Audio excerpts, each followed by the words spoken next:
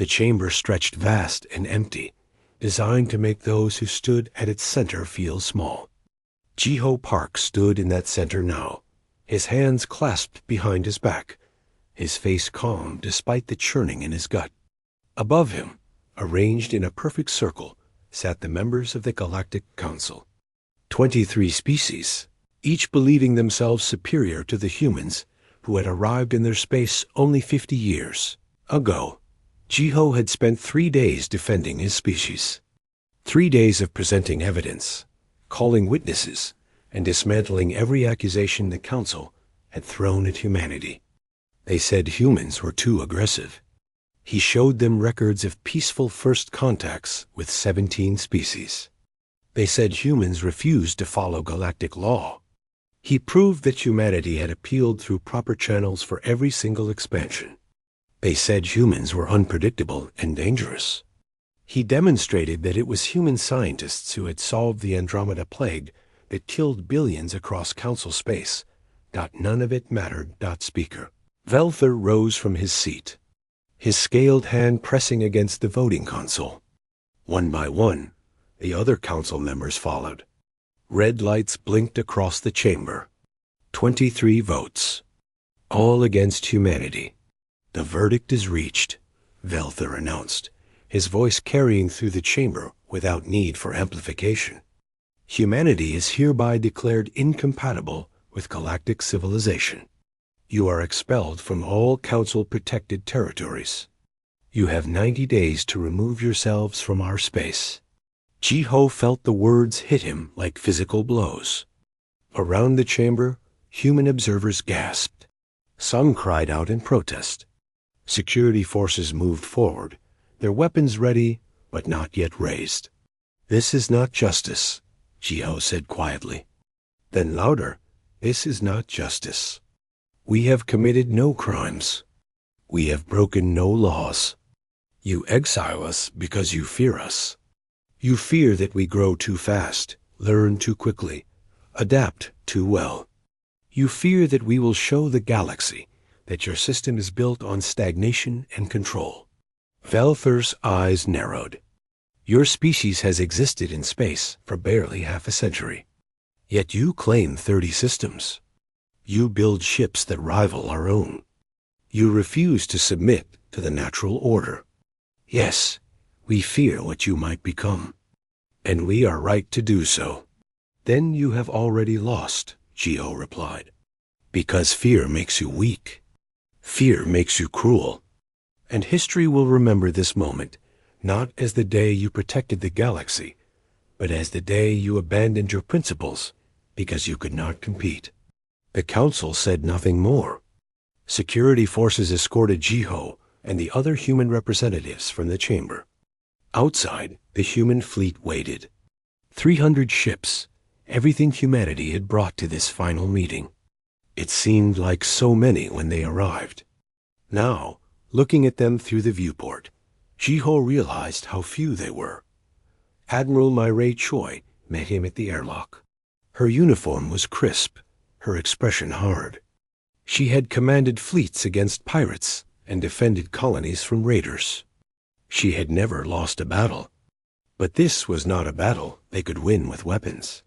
The Council has made its choice, Jiho said. Then we make ours, Mireille replied. I have already sent word to all human colonies.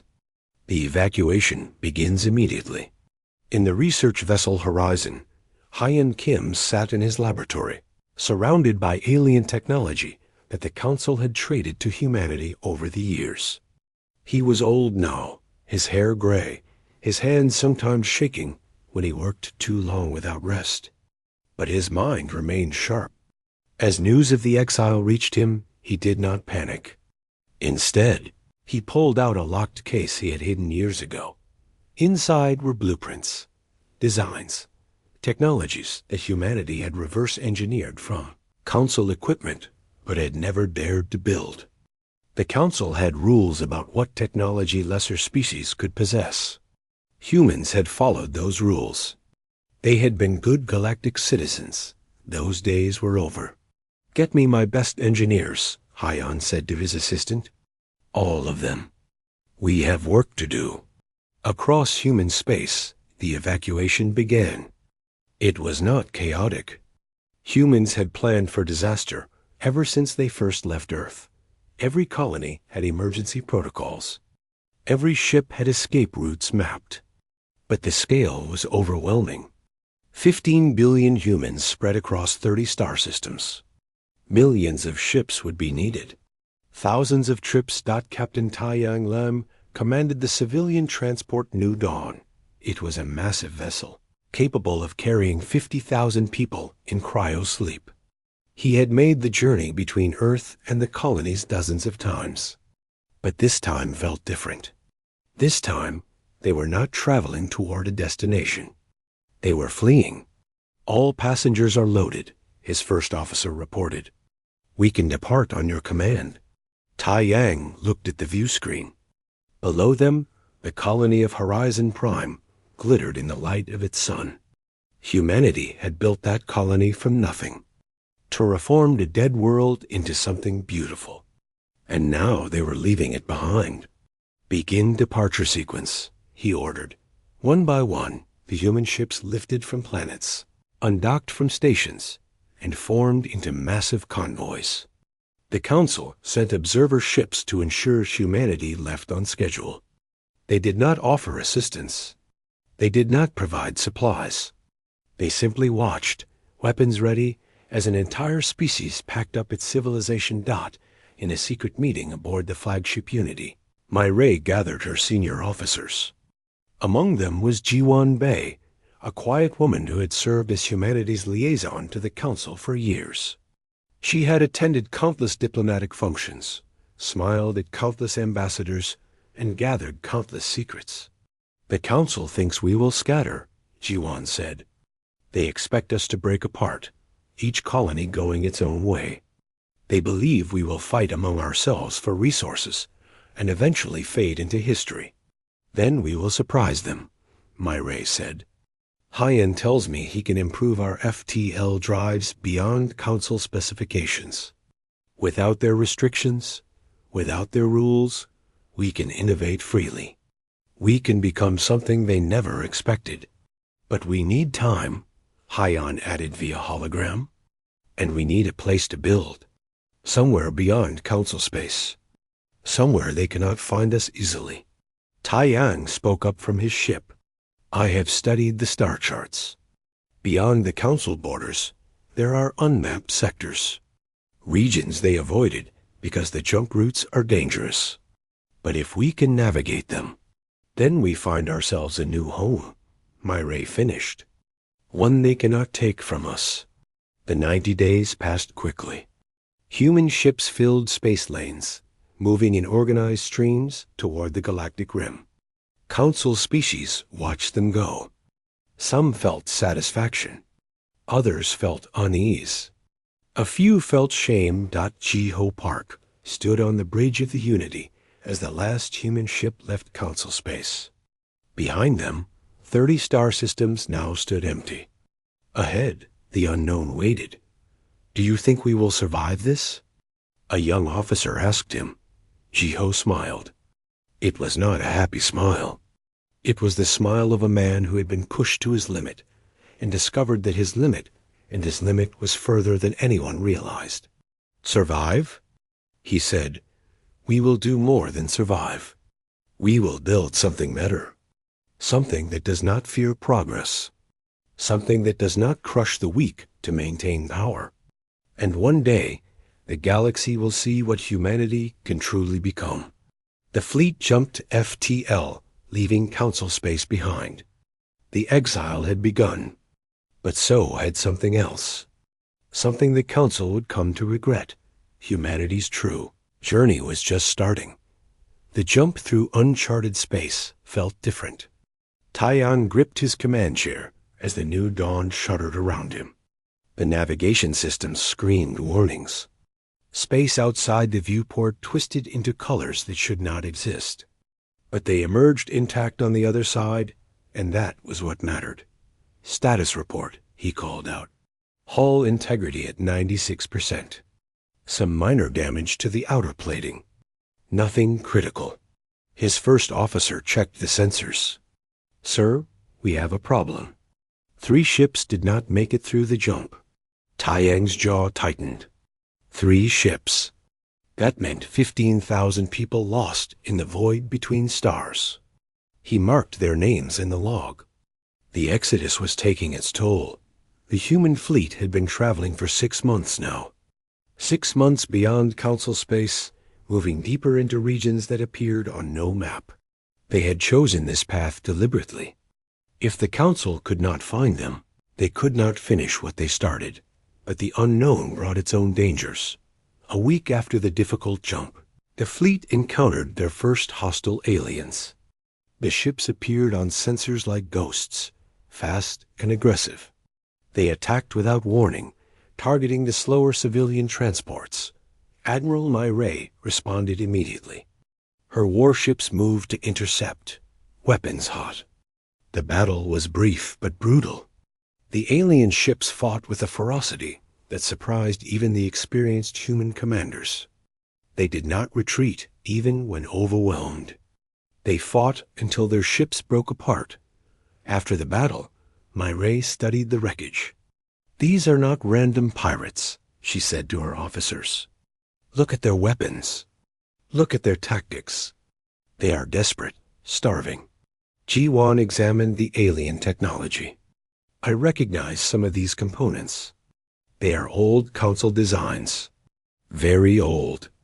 I think these aliens were exiled too, long ago. They have been surviving out here for generations." "Then we are not the first," Myray said quietly. "The Council has done this before." The attacks continued over the next month. The aliens, whom the humans began calling the Vextar, struck at supply convoys and isolated ships. They were not evil. They were simply trying to survive in a galaxy that had abandoned them. But that did not make them less dangerous. Meanwhile, Hyan worked in his laboratory without rest. The old scientist barely slept, driven by the knowledge that humanity's survival depended on technological advancement. He had gathered the brightest minds from the fleet, young engineers who were not bound by Council thinking. One of them was Do-Yeon Lee, barely 25 years old, but brilliant in ways that defied his age. He looked at problems sideways, finding solutions that older scientists dismissed as impossible. "The Council's FTL drives are inefficient," Do-Yeon explained to Hyan. "They use a brute force approach. Push through space rather than flow with it. But what if we could align our jump with the natural quantum fluctuations? We could go faster and use less energy." Hyan studied the calculations. They were radical. They violated several principles that the Council had taught humanity about FTL travel. But the math was solid. "Build it," Hyan said. "Build a prototype." While Hyan and Do-Yeon worked on the FTL breakthrough, Taiyang made a discovery that would change everything. His ship was scouting ahead of the main fleet when the sensors detected something unusual. A star system tucked away in a gravitational anomaly that made it nearly invisible to conventional scanning. He took the new dawn in carefully. What he found took his breath away. 7 planets orbited a stable yellow star. 3 of them were in the habitable zone. Preliminary scans showed water, breathable atmospheres, and no signs of intelligent life. It was perfect. It was impossible. It was exactly what humanity needed. "Get me Admiral Choi," Taiyang said, unable to keep the excitement from his voice. The fleet arrived at the system 2 weeks later. Myray named it Haven. The planets were designated Haven Prime, Haven Secondary, and Haven Tertiary. For the first time since the exile began, humans dared to hope. But hope came with complications. The colony ship Horizon, commanded by Sora Han, suffered a catastrophic engine failure during the approach to Haven Prime. The massive vessel, carrying 200,000 colonists in cryosleep, began falling toward the planet's atmosphere. Without working engines, they would burn up on entry. Taiyang did not hesitate. All ships with tractor capabilities, Form up on me. We are catching the horizon. Sir, the stress could tear our ships apart, his first officer warned. Then we better do it right, Tai Yang replied. 15 ships positioned themselves around the falling horizon.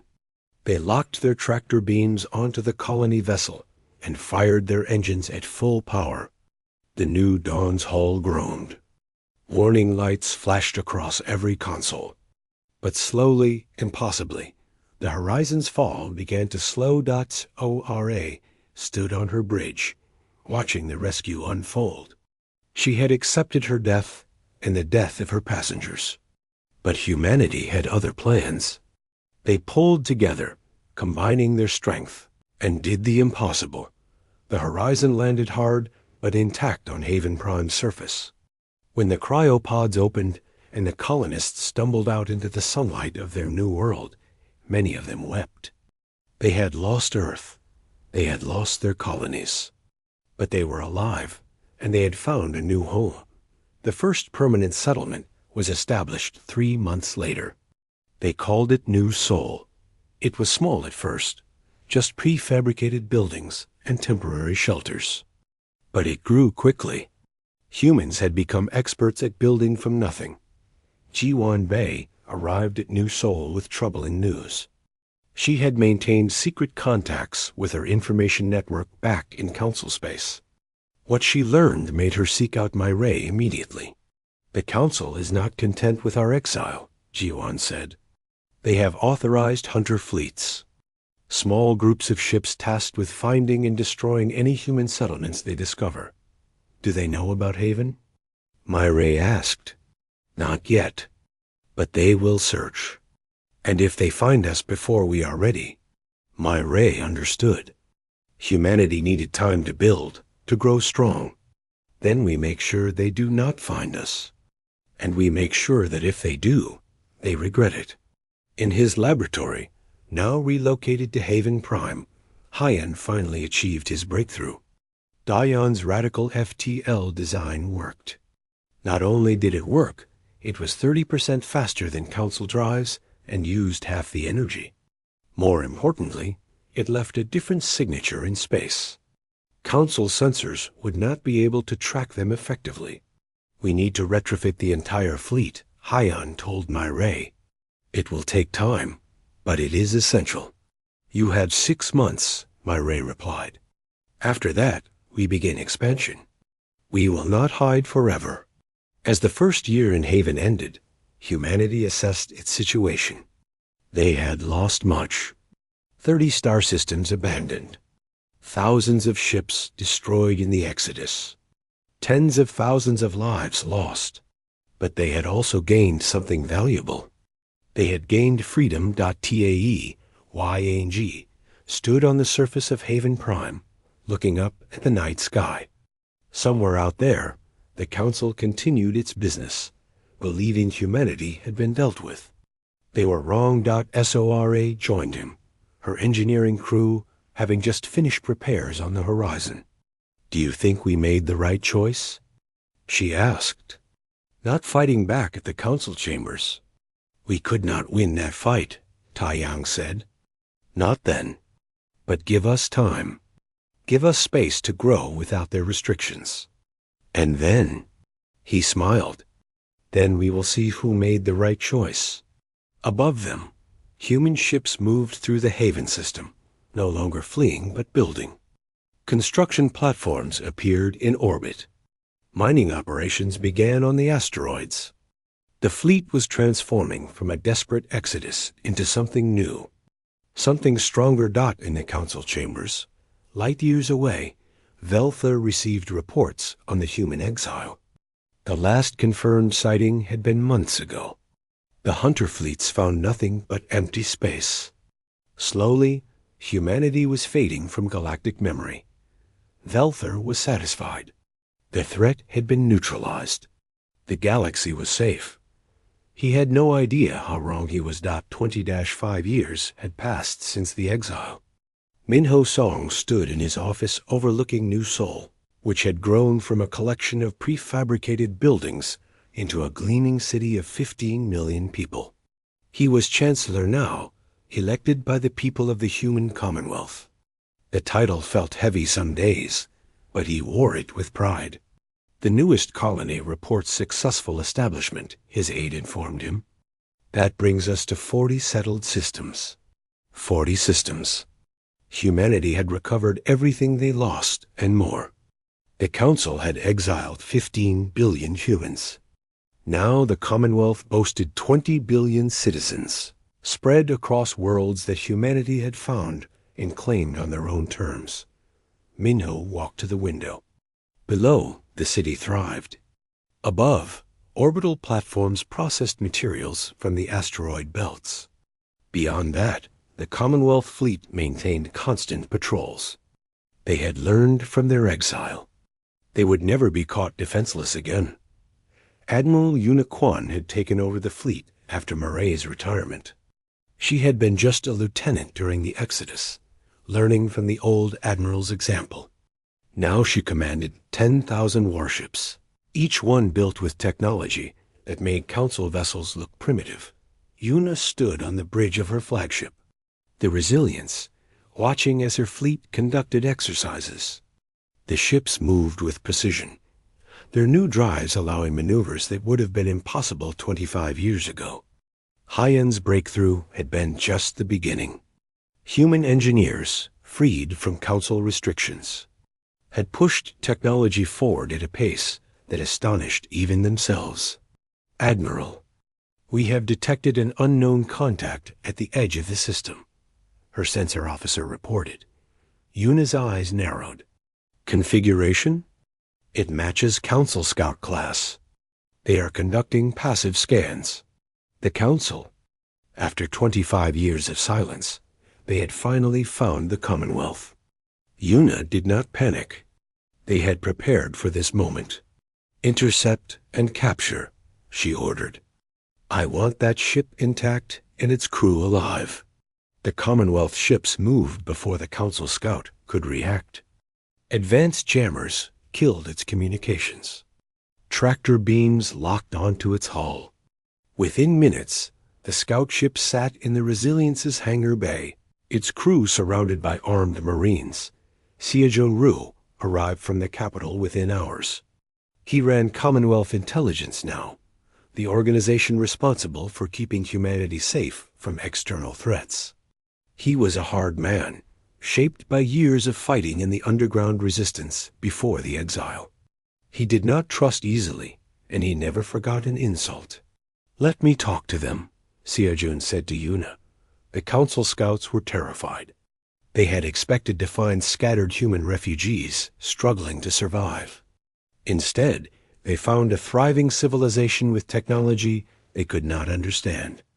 Seojun questioned them for days, pulling out every piece of information they possessed. What he learned was valuable. The Council had been searching for humanity for years, but had focused their efforts in the wrong regions. They assumed humans would stay close to Council space, begging for readmission. They never imagined humanity would push deeper into uncharted territory and build something new. But more interesting was what the scouts revealed about the Council itself. In the 25 years since the exile, the Council had grown stagnant. Their technology had barely advanced. Their economy struggled. Several member species had begun questioning the Council's authority. The exile of humanity, once seen as a bold move, was now viewed by many as a mistake. They are weak, Seojun reported to Minho. Weaker than when they exiled us. They maintain power through fear and tradition, but their foundation is cracking. Minho considered this. And the scouts? They cannot be allowed to report back. If the Council learns our true strength, they will come in force before we are ready. Then we hold them as guests, Minho said carefully. Comfortable guests who cannot leave or communicate. We are not the Council. We do not execute prisoners. While the Council scouts remained in comfortable but secure detention, Hana-Oh pursued a different path. She was Jiho Park's daughter, raised on stories of her father's final speech to the Council. She had inherited his gift for words, and his belief that diplomacy could achieve what weapons could not. Hannah had spent years studying the history of galactic exile. The attack by the Vextar had haunted humanity's early days in Haven, but Jiwan's research had revealed the truth. The Vextar were not monsters. They were victims of the same injustice that humanity had suffered just centuries earlier. We need to find them, Hannah told Minnow. The Vextar. If we can make peace with them, even better, if we can make allies of them, it changes everything. It is risky, Minnow warned. Everything worth doing is risky, Hannah replied. Sounding exactly like her father, the expedition to Vextar space took 3 months. Hannah brought only a small fleet, enough to defend themselves, but not enough to seem threatening. When they found the Vextar homeworld, it was not what they expected. The planet was dying. Its atmosphere was failing. The Vextar had been surviving on salvage technology for so long that they had forgotten how to build new things. They attacked human ships not out of malice, but out of desperation. Hannah did not return fire. Instead, she broadcast a message in every language the Vextar might understand. She told them about humanity's exile. She told them about the Commonwealth. She offered them a choice: continue dying alone, or accept humanity's help and join something better. The Vextar elders debated for days. Finally, their leader, an ancient female named Kara, agreed to meet. She came aboard Hannah's ship, expecting treachery. Instead, she found genuine kindness. "Why would you help us?" Kara asked. "We attacked your people." "Because you were afraid," Hannah replied. "Because you were abandoned by the same council that abandoned us. Because we understand what it means to be alone in the dark. And because we believe that together we can be stronger than either of us could be alone." The alliance between humanity and the Vextar shocked the Commonwealth. Many remembered the attacks during the Exodus. But Minho stood with Hannah's decision. He appeared before the Commonwealth Assembly and spoke words that would be remembered for generations. "The Council exiled us because we were different. They feared us because we changed too fast and refused to submit. If we now reject the Vextar for the same reasons, if we turn away those who need help because they once opposed us, then we become the very thing we fled from. We must be better. We must build something better." The Assembly voted to approve the alliance. The Vextar homeworld received environmental restoration technology. In return, the Vextar shared their deep knowledge of the galactic rim, knowledge gained from centuries of surviving in the darkness beyond Council space. But the alliance brought another revelation. The Vextar were not the only exiled species. Throughout the galaxy's history, the Council had exiled dozens of civilizations that refused to submit to their authority. Most had died out. Some had survived. A few had thrived. "We need to find them," Hannah told Minnow. "Every species that the Council has wronged. We need to bring them together." "You are talking about building a rival to the Council itself," Minnow said. "No," Hannah corrected. "I am talking about building something that makes the Council irrelevant." Meanwhile, in Council space, Velthur received troubling reports. The scout ships sent to locate humanity had not returned. Strange signals were being detected at the edge of Council territory. And most disturbing, several exiled species that had been thought extinct were suddenly active again. "Find out what is happening," Velthur ordered. "Send a full survey fleet." The Council survey fleet entered what they believed was empty space. Instead, they found a thriving network of civilizations. The Commonwealth had expanded far beyond the Council's intelligence estimates. 40 systems were just the beginning. Humanity had established trade routes, defense networks, and diplomatic relations across a vast region of space that the survey fleet attempted to retreat and report. They never made it. Commonwealth ships intercepted them before they could jump to FTL. Like the scouts before them, They were captured intact. Siajan studied the captured ships with intense interest. His engineers reverse-engineered every system. What they found confirmed what he already suspected. Council technology had not advanced in decades. They had grown comfortable with their superiority. Meanwhile, humanity had been innovating constantly, pushed by necessity and freed from artificial restrictions. We could destroy the Council fleet, Una told the War Council. Ship for ship, our technology is superior. Even their numbers advantage would not be enough. But we will not start this war, Minot said firmly. We defend ourselves. We build our strength. We offer alliance to those who seek freedom. But we do not become conquerors. That is what separates us from them. Jun Shin, commander of the elite Phoenix Corps, spoke up. With respect, Chancellor, the Council will not wait forever. Once they realize how strong we have become, they will view us as a threat. War is coming, whether we start it or not. Minho knew Jun was right. The exile had bought humanity time. They had used that time well. But the day of reckoning was approaching. The Council would not allow a rival power to exist unchallenged. Then we prepare, Minot said. We build our alliances. We strengthen our defenses. And when the Council comes, we show them what humanity has become. In the skies above New Seoul, a massive new warship was under construction. The shipyards had been working on it in secret for 3 years. It would be the largest vessel humanity had ever built. A Titan-class warship that would serve as both symbol and shield for the Commonwealth. They named it Indomitable. And Kato Yoon would be its captain. The foundations of humanity's empire were complete. Now came the test of whether those foundations could withstand the storm that was coming. 50 years after the exile, Hannah Oh stood before the Coalition Council. The chamber was nothing like the old council chambers where her father had been condemned. This room was circular, with no elevated positions.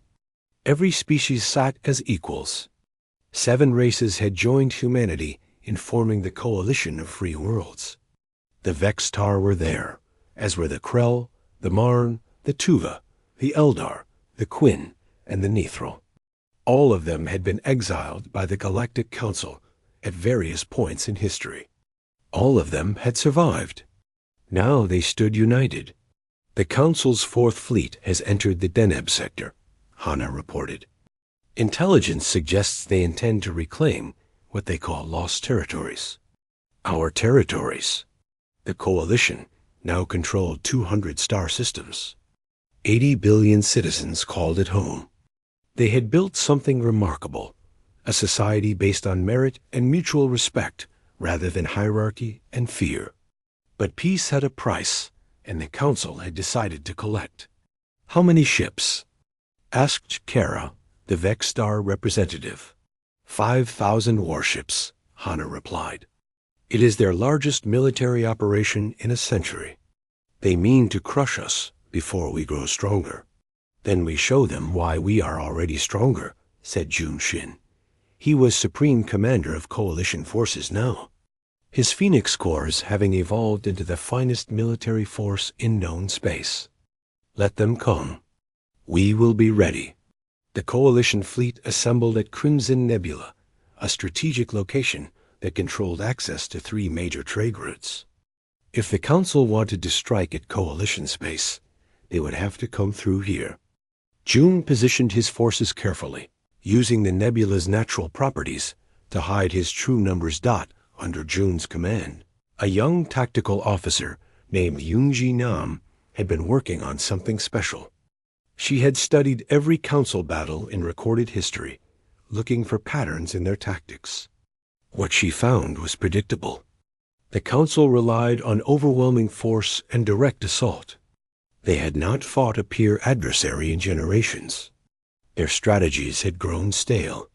They will come in 3 waves, Yoonji told Jun. The first wave will be scouts to assess our strength. The second will be the main assault. The third will be reserves they keep back in case of trouble. And if we eliminate the scouts before they can report? June asked. Yunji smiled. It was not a kind smile. Then the second wave comes in blind, and we will be waiting. The Battle of Crimson Nebula began exactly as Yunji predicted. Council scouts jumped into the system and immediately began scanning. What they saw confused them. The coalition fleet appeared smaller than intelligence reports suggested. Only 2,000 ships were visible on sensors. The scouts never lived to report their findings. Coalition stealth ships, using technology adapted from Bextar designs, had been waiting in the nebula itself. They struck before the scouts could jump to FTL. Silent kills. No survivors. No warnings sent. 2 days later, the Council's main assault force arrived. 3,000 ships jumped in, weapons ready, expecting to overwhelm what they believed was a small defensive force. Instead, they found 4,000 coalition ships waiting, weapons hot, positioned perfectly to exploit the Council formation's weaknesses. The battle was brutal. Council ships fought with the desperation of forces that suddenly realized they were outmatched. But desperation could not overcome technological superiority and superior tactics. Yunji's battle plan was flawless. She divided the Council fleet, isolated their capital ships, and destroyed them one section at a time. Admiral Yuna commanded from the Resilience, directing her forces with cold efficiency. But she took no joy in the killing. These were Council forces, yes, but they were also living beings following orders. She made sure coalition ships targeted weapons and engines when possible, giving Council crews the chance to surrender. Many did. By the battle's end, half the Council fleet was destroyed. The other half had surrendered. The Council's reserve force, seeing the massacre, jumped to FTL and fled without engaging. It was the Council's worst military defeat in 300 years. But the cost had not been light for the coalition either. 200 ships destroyed, 15,000 dead. Yunji stood on the bridge of her command ship after the battle, looking at the casualty lists, and felt sick. They had won, but victory tasted like Ashdod in the Commonwealth capital. Minho received news of the battle with mixed emotions. They had proven they could defend themselves, but they had also shown the Council that the coalition was not just a nuisance. It was a genuine threat. The Council will come again, Siajun warned. And next time they will bring everything they have. Then we need to make sure they cannot afford to, Minho replied. He turned to Hyein An, grandson of Hyeon Kim. The younger man had inherited his grandfather's genius. He had been working on something revolutionary, a weapon system that could disable enemy fleets without destroying them. Quantum disruptors that could shut down power systems across multiple ships simultaneously. Is it ready? Minho asked. The prototype works, Hyein said carefully.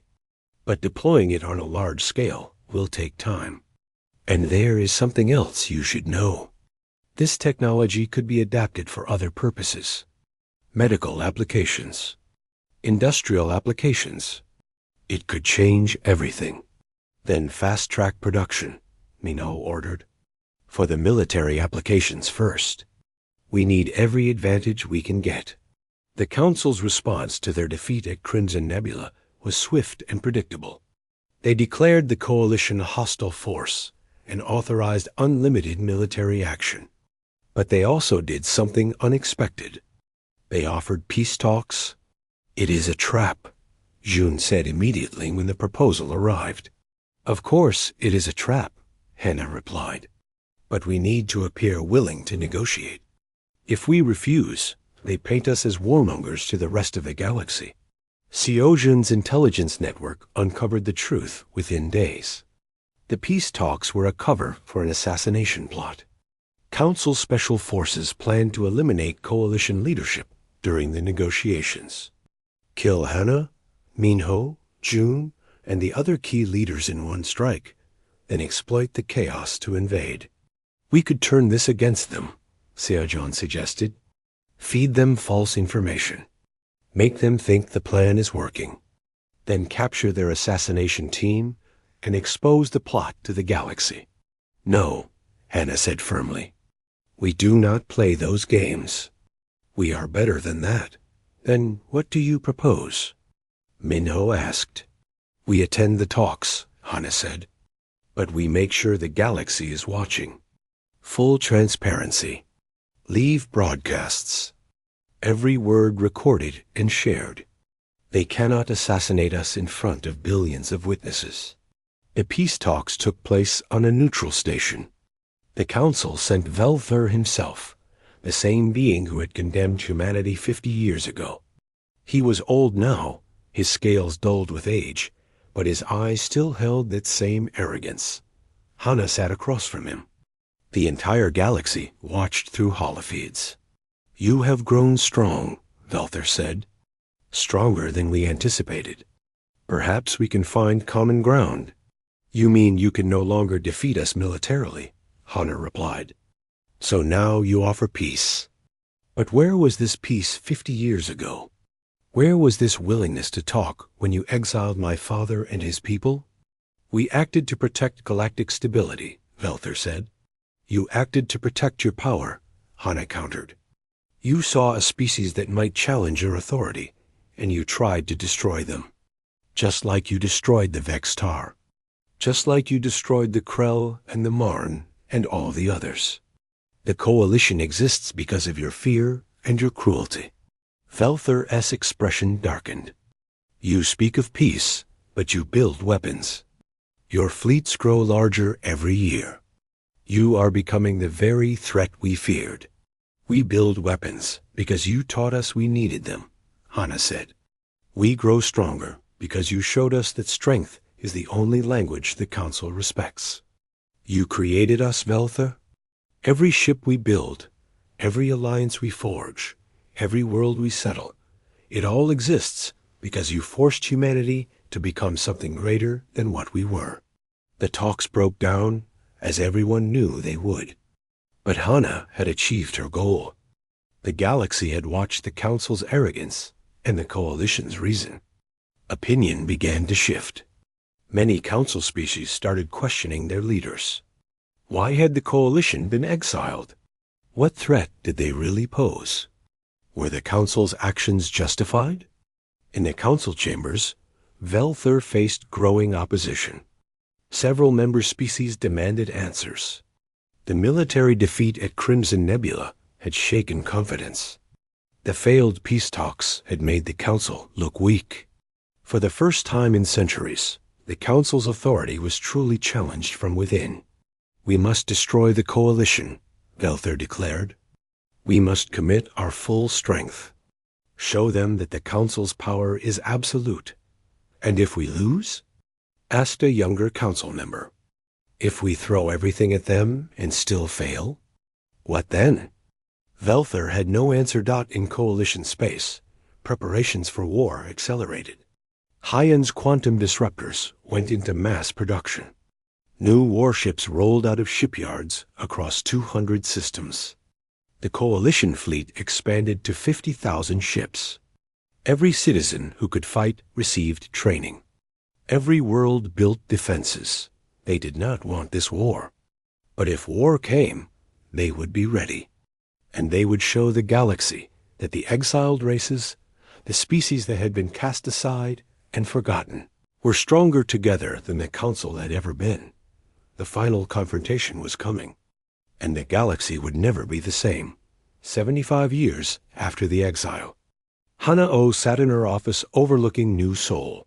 The city had grown into a metropolis of 40 million.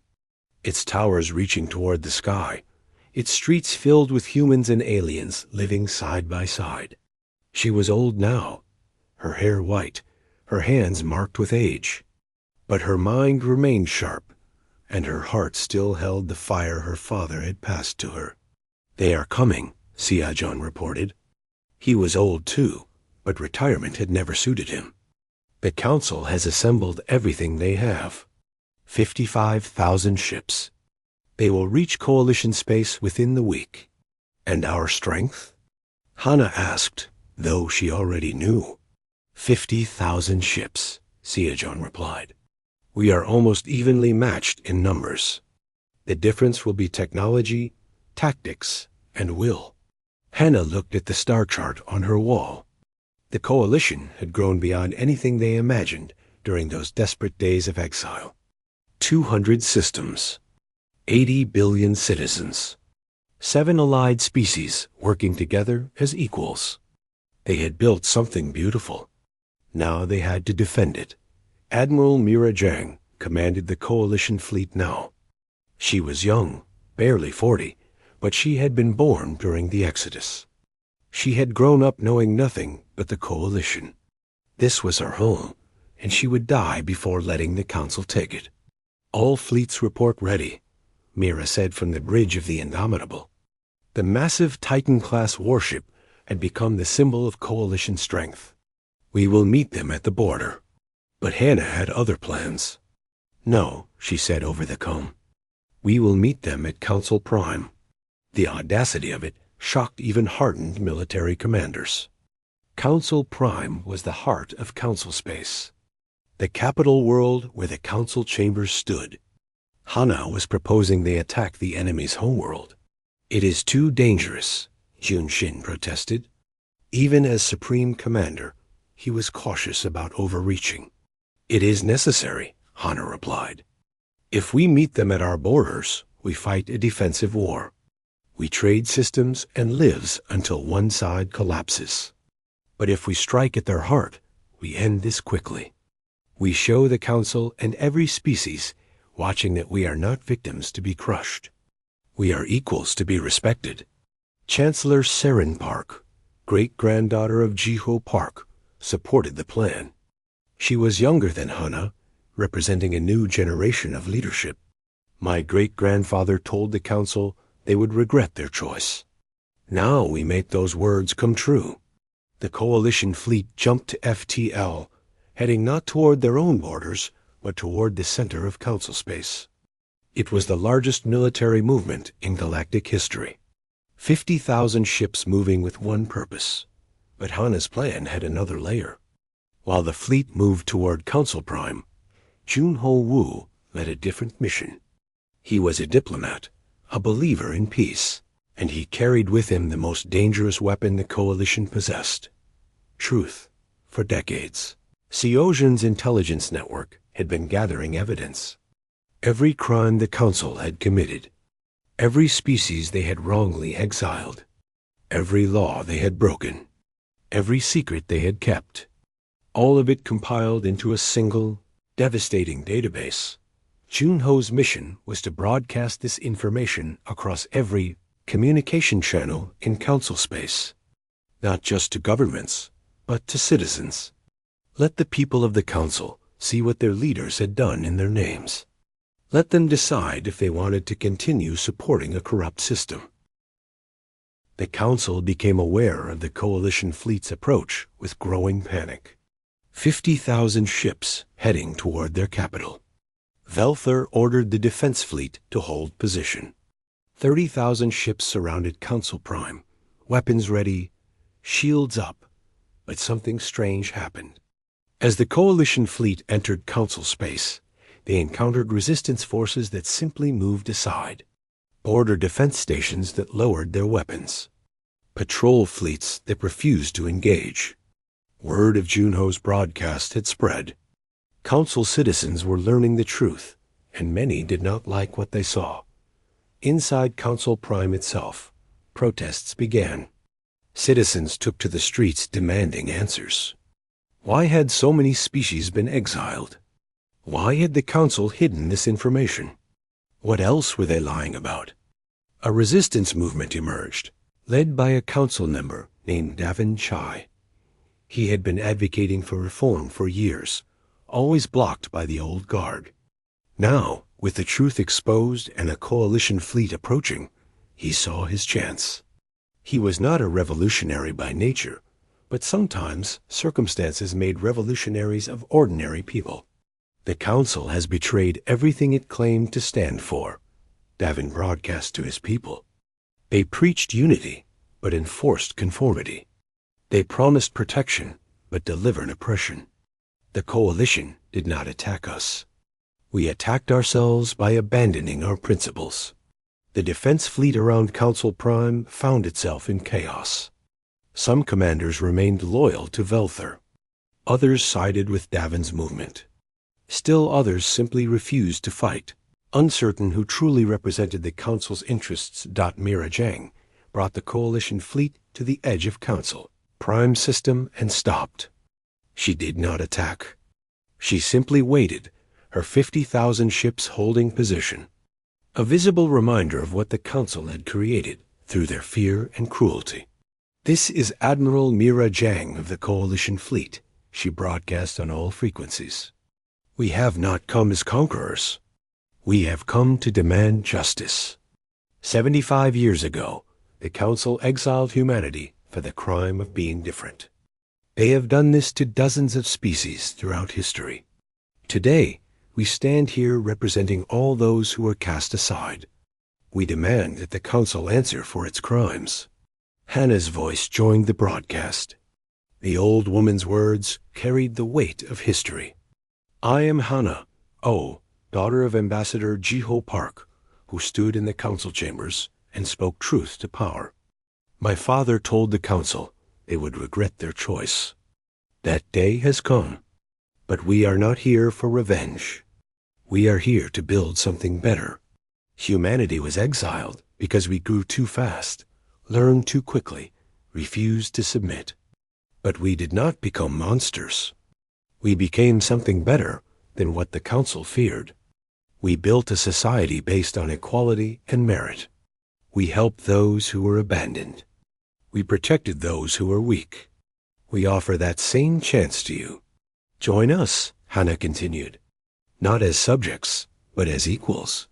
Help us build a galaxy where no species is exiled for being different, where advancement is celebrated, not feared, where cooperation replaces domination, or stand with the council and defend a system built on fear. The choice is yours." The response was not what Velthor expected. Across council space, species began declaring for the coalition. Not all of them, not even most of them, but enough. Enough to show that the council's authority was broken. On Council Prime, Davin's resistance movement stormed the council chambers. Not with weapons, but with determination. They occupied the seats that had been held by the old guard for centuries. When Velthor tried to call in security forces, he found they would not respond.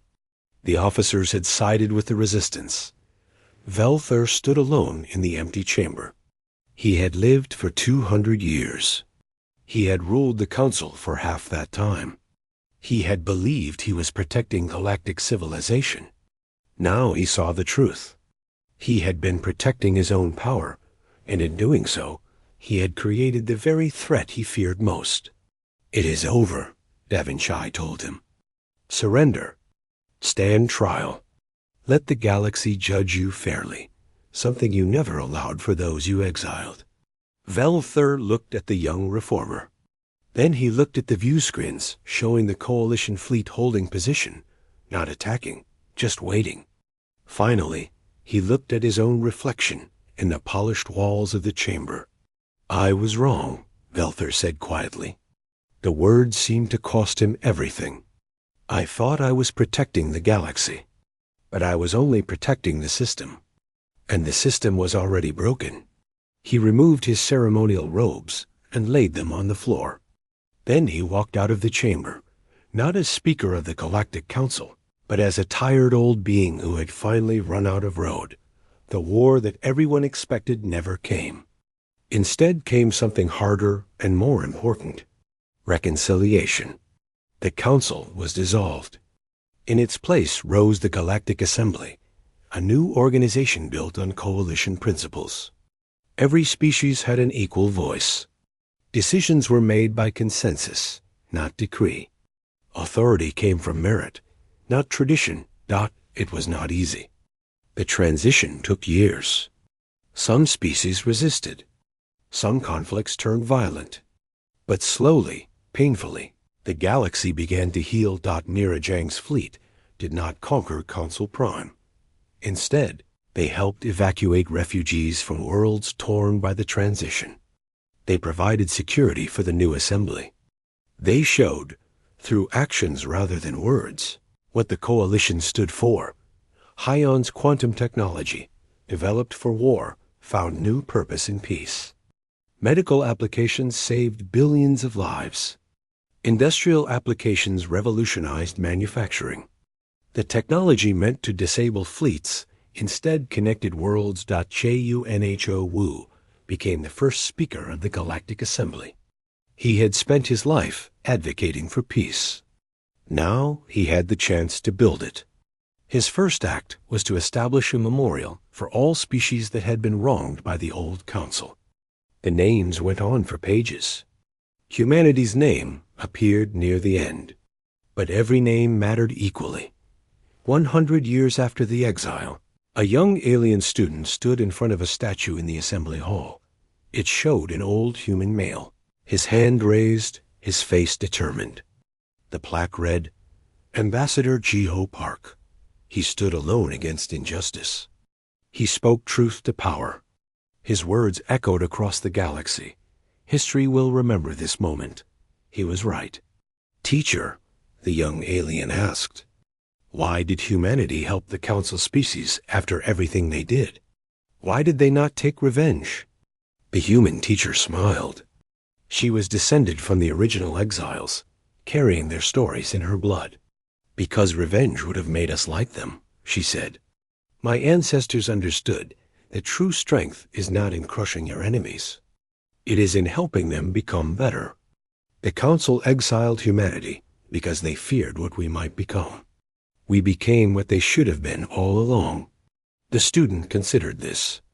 And that is why humans lead the assembly. We do not lead, the teacher corrected gently. We serve alongside everyone else. That was the whole point. The council failed because they believed in hierarchy. The assembly succeeds because we believe in equality. Humanity learned that lesson the hard way. Now we make sure no one else has to. In New Seoul, in a quiet garden, Hanao sat with her great-grandchildren. She was ancient now, her time nearly done. But she had lived to see the galaxy transformed. Tell us about the exile, the children asked, as they always did. Hana smiled. It was the worst thing that ever happened to us, she said. And it was the best thing, too. It forced us to become more than we were. It taught us that home is not a place. It is the people you build a life with. And it showed us that being cast out by a corrupt system is not defeat. Sometimes it is liberation. Do you forgive the council? One child asked. Hana thought about that. She thought about her father, standing alone in that chamber 75 years ago. She thought about the exodus, the struggles, the battles, the sacrifices. She thought about everything humanity had built from the ashes of exile. I do not need to forgive them, she said finally. I need to make sure their mistakes are never repeated. We built something better. Not perfect. Never perfect. But better. And every day we work to make it better still. That is our legacy. That is what we give to the galaxy. The promise that exile and suffering can transform into hope and unity if we have the courage to build rather than destroy. She looked up at the sky where human and alien ships moved together in harmony. Somewhere out there, the galaxy continued to heal. And humanity, once exiled and alone, now stood at the heart of something beautiful. Your great-great-grandfather told the council that history would remember, Hana said to her descendants. He was right. But history remembers not just the exile. It remembers what came after. The galaxy we built together. That is the real legacy. The children ran off to play, as children do. Hana watched them go, secure in the knowledge that they would live in a galaxy worth living in. The exile was over. The future had begun. And humanity had shown the galaxy that sometimes the greatest empires are built not on conquest, but on the courage to be better than those who came before.